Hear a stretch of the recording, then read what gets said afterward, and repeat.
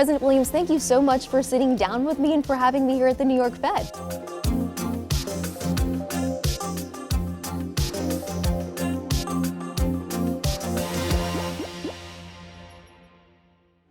I want to kick off the conversation with your reaction to the March jobs report. Does it give you any assurance that the job market is starting to come back into balance?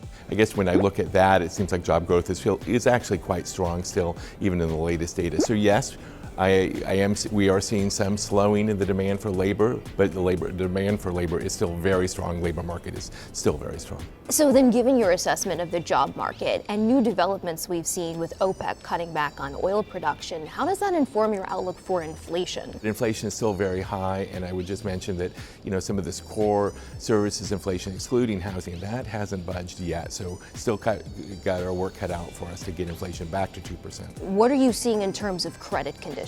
Right now, it's still pretty early days in terms of seeing clear signs of changes in credit conditions and credit availability. I'll be watching that closely to see those signs and then see any broader effects on consumer spending, business spending, and other parts of our economy. So right now, you're not seeing any strong signs of those effects happening, but it's something I'm very much watching for. How do you view financial conditions now? And I would highlight that central banks around the world have been tightening monetary policy. So I think that financial conditions broadly have tightened in the way you pretty much expect, given monetary policy moving from very accommodative to now somewhat restrictive. And how does that inform your thinking for the policy path and ultimately the peak on the Fed funds rate? I think the question for us is to really watch the data. We got a lot of data coming, obviously on the retail sales and CPI and a lot of other indicators, and see what are we seeing in terms of the trends in demand, both in the economy and in the labor market, and what we're seeing in the inflation data. Let's say we get to the fall and inflation's still high, it's not coming down. What is the prospect of needing to resume rate hikes after you pause? Would that be on the table?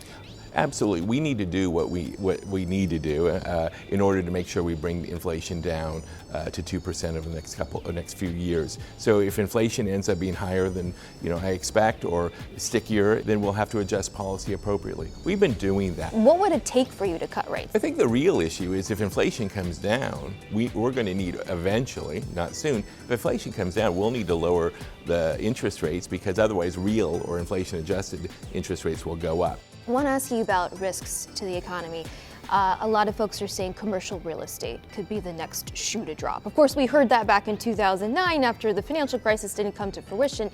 Nevertheless, what are you seeing? You're here in New York on commercial real estate. The demand for office space will be changing. I think that does affect the market price of a lot of those buildings, both here in New York, but in other big cities. So that's clearly something that will have to be resolved over time.